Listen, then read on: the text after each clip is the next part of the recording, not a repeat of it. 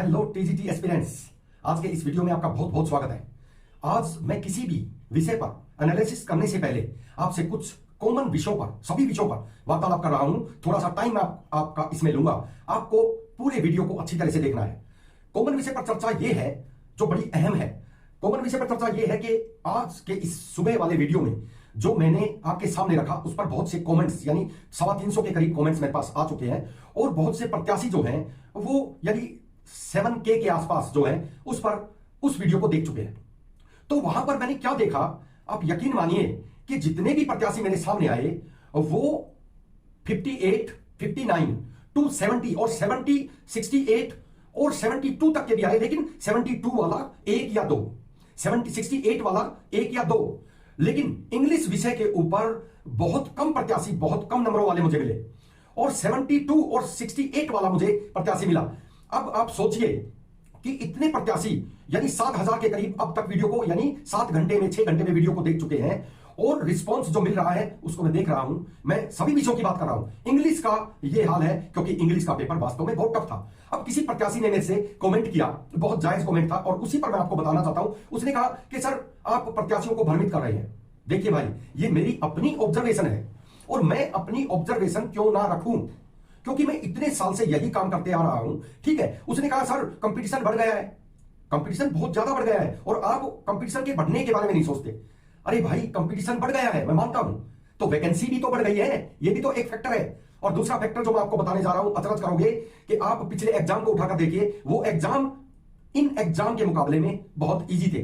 अगर आप इंग्लिश को ही लेते तो इंग्लिश का एग्जाम बहुत ज्यादा टफ रहा है और पिछले एग्जाम को उठाकर देखिए वो बहुत ज्यादा ईजी रहा है। और ईजी रहने पर जनरल कट ऑफ 61 और एससी सबसे नीचे होता है 52, 52। तो मैं क्यों ना ऑब्जर्व करूं। ठीक है, मैं 100% कहता हूं मेरी ऑब्जर्वेशन गलत नहीं निकल सकती, लेकिन मैं इस पे आपके सामने अपने विचार क्यों ना रखूं। देखिए, मैं अपने विचार आपके सामने रख सकता हूं, मैं विचार ही तो आपके सामने रख रहा हूं। मुझे कॉन्फिडेंस है अपने आप पर कि यही होगा। तो यही मैं कह रहा हूं कि वैकेंसी बढ़ी है। और सबसे पहली बात कि कोविड का दौर भी तो आपको याद होगा, वो 2019 और 2019 के बाद ही तो आया है। 2021 आई थिंक आपको याद होगा, 2021 में तो मैं 4 बंदों को संभाले बैठा था जबकि मैं खुद कोविड का मरीज था और हालत ऐसी हुई थी कि लाशें ही लाशें उठ रही थी हॉस्पिटल में। हमने खुद अपनी आंखों से देखा। क्या उस दौर में आप ऑनलाइन या ऑफलाइन टीचिंग लर्निंग कर रहे थे? सोचिए आप, दौर सभी एक जैसे होते। ठीक है, कंपटीशन बढ़ता भी है, लेकिन पेपर डिफिकल्टी लेवल भी तो आप देखिए। वैकेंसीज 5 गुना जनरल और एससी की आप देखिए, अगर आप इंग्लिश में देखते हैं तो कितनी बड़ी है। ठीक है, जिनकी वैकेंसी मेवात पिछले कैडर में 9 2015 में नहीं निकली थी, उनका कंपैरिजन हम नहीं कर रहे, लेकिन कट ऑफ एनालिसिस तो हम उसी हिसाब से कर सकते हैं, चाहे हमारे पास डेटा उपलब्ध ना हो।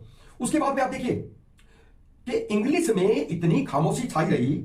आप ध्यान से सुनिए इस बात को कि 5-4 प्रत्याशी 65, 70, 72, इस पर बहुत ही कम प्रत्याशी मुझे मिले और किसी ने भी कोई कमेंट, यानी जो 58 से नीचे वाले हैं उन्होंने, चाहे वो जनरल के हैं चाहे एससी के हैं, उन्होंने कोई कमेंट नहीं किया, बिल्कुल खामोश पड़े हैं। वो 50 से 58 तक तो बिल्कुल ही खामोश है, कोई कुछ नहीं बोल रहा है। ये मैं जनरल सभी विषयों के बारे में आपको बता रहा हूं। और तुक्के का मतलब, कई बच्चों ने कहा कि सर आपने कहा कि हमने तुक्का मार दिया। तुक्के का मतलब वो नहीं है जो आप समझ रहे हैं। मैं कहता हूं बहुत कम प्रत्याशी ऐसे होते हैं जो डिफिकल्ट लेवल पर क्वेश्चन को, पूरे क्वेश्चंस को हल करने की कोशिश करते हैं। अगर मान लो पेपर डिफिकल्ट था तो किसी ने 55 किए, किसी ने 60 किए। पेपर करने की स्टाइल का उनको पता था, बहुत ज्यादा कोचिंग ली हुई थी, क्योंकि आपको ये पता है कि ये टीचिंग का पेपर वही दे सकता है जिसने बहुत सी डिग्रियां हासिल की हो। ये कोई आईबीपीएस क्लर्क और पीओ का पेपर नहीं है कि कोई भी ग्रेजुएट उसमें बैठ जाएगा। आपने बीएड भी किया है, आपने बीए में भी मार्क्स अच्छे लिए हैं, वहां तो 3rd डिविजन भी बैठ जाते हैं, उनको पेपर क्वालिफाई करना पड़ता है और आपके सामने बहुत ज्यादा शर्तें हैं, फिर स्क्रीनिंग और साथ में एचटेट और फिर स्क्रीनिंग भी। तो देखिए, यहां पर मानने की बात है ये आपकी, लेकिन यहां कितने लेवल तक बच्चे बैठे होते हैं। और तुक्के का मतलब ये नहीं है जो आप समझ रहे हैं। तुक्के का मतलब है कि 55 क्वेश्चन सही आते थे, उसके बाद में बचे उन पे किसी ने सीसी लगा दिया, किसी ने ए लगा दिया, किसी ने डीडी, किसी ने ए बी सी डी, कुछ भी लगा दिया। तुक्के का मतलब ये है। मेरा कहने का मतलब ये नहीं है, मैं ये कह रहा हूं कि इंस्टाग्राम और टेलीग्राम ग्रुप के ऊपर जो बच्चे डांस कर रहे हैं उनका मतलब है कि वो बच्चे जिन्हें ये पता है कि हम कहीं भी नहीं है, वो डांस कर रहे हैं।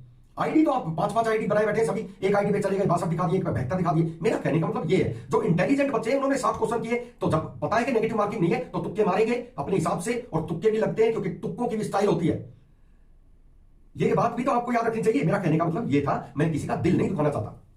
और रही बात मेरे एनालिसिस की, तो मेरा एनालिसिस मेरी अपनी ऑब्जर्वेशन है जो आज तक मैं करता रहा हूं और उसी के हिसाब से आपके सामने रख रहा हूं। और क्यों ना रखूं, जो मैं चाहता हूं कि मैं रखूं आपके सामने और वही मैं रख रहा हूं। तो इसमें किसी को दिक्कत क्या है? आप देखिए, जो मैं बोल रहा हूं उसको देखिए, क्या पता मेरी ऑब्जर्वेशन बिल्कुल स्टिक जाए। यह बात भी तो आपके सोचनी चाहिए ना। और नेक्स्ट मैं आपको बताता हूं, अब हम आते हैं संस्कृत। आज संस्कृत विषय के एनालिसिस पर, कट ऑफ पर।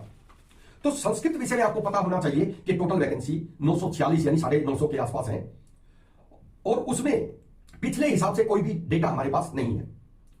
50 क्वेश्चन जो है वो विषय के जो थे उसमें 3 क्वेश्चन रॉन्ग हो गए। अगर 47 पे भी चलते हैं तो 47 पे कितने कितने मार्क्स लोगों ने लिए हैं वो भी मैं आपको बताता हूं। 45 तक हाईएस्ट मार्क्स लोगों के हैं, तो आउट ऑफ 47। और अगर एचएसएससी ने 3 ग्रेस मार्क दिए हैं तो उसके हिसाब से वो आपके कट ऑफ में जुड़ जाएंगे, नो प्रॉब्लम। और उससे कोई फर्क किसी को पड़ता भी नहीं है, क्योंकि 3-3 सबको तो मिलेंगे, और नहीं भी मिलेंगे, नहीं भी देंगे 47 में। अगर कट ऑफ फाइनल होती है तो वो वही रहनी है, उससे कोई फर्क नहीं पड़ता। अब कॉमन पेपर को छोड़कर हम आते हैं संस्कृत कट ऑफ पर। और संस्कृत कट ऑफ जो है जनरल कैटेगरी, देखिए मैं लिख कर नहीं रख रहा हूं, क्लियर आपको बताऊंगा। जनरल यानी यूआर, अनरिजर्व्ड, जो रिजर्व नहीं है, जिनमें कोई भी जा सकता है। ईडब्ल्यूएस भी यूआर में जा सकता है, एससी भी यूआर में जा सकता है, अनरिजर्व्ड में, जनरल कैटेगरी में, और ओबीसी ए और बी भी जा सकते हैं। लेकिन मैंने कट ऑफ एनालिसिस अपने हिसाब से जो किया है, जनरल यूआर का 68 to 70 यानी 68 से 70, जनरल का संस्कृत सब्जेक्ट में 68 से 70 रहेगा, ये आप नोट कर लीजिए।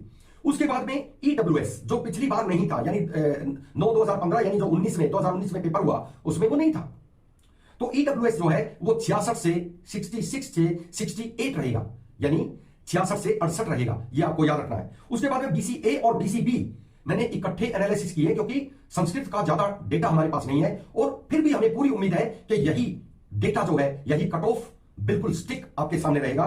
बीसीए और बीसीबी 63 से 65, ये आप याद रखें। और एससी जो है, शेड्यूल कास्ट जो है, वो 56 to 58 यानी 56 से 58 तक रहेगा। और नेक्स्ट वीडियो में बहुत सी इंफॉर्मेशन के साथ फिर से आपके सामने हाजिर होता हूं नेक्स्ट वीडियो में। तब तक के लिए टाटा, बाय बाय, धन्यवाद।